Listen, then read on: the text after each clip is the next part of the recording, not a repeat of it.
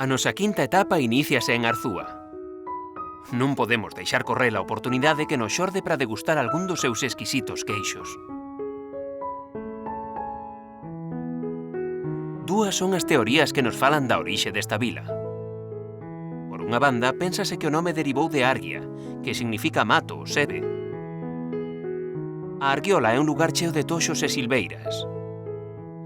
Na actualidade, isto coñecémolo como Arxe, que ten a peculiaridade de que é un termo propio desta área. Por outro lado, temos a teoría que fala da súa orixe como Aresúa, ou Ariam Sudán, é dicir, espazo soleado.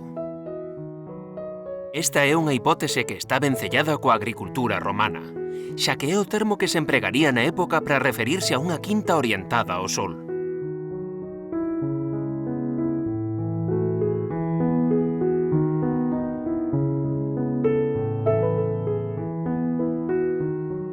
Guiándonos polas frechas amarelas, chegamos ao lugar de Salceda, un exemplo de fitotoponimia. A etimoloxía deste nome compre buscala na forma latina saliceta, é dicir, salgueiro, pola presenza desta árbore que gusta das zonas húmidas e que nos acompaña durante este treito.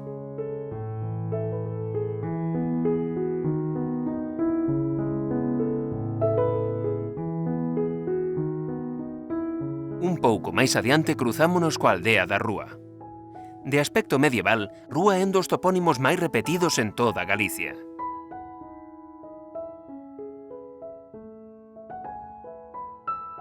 Do latín vulgar ruga, a súa orixe remóntase a unha derivación do prefixo indoeuropeo reuc, que é como algúns celtas denominaban os camiños abeirados por casas ou árbores.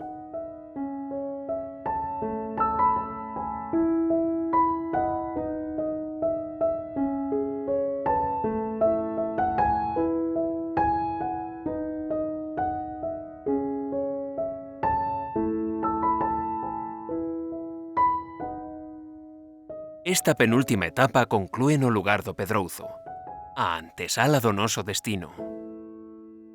Boas noites, camiñantes.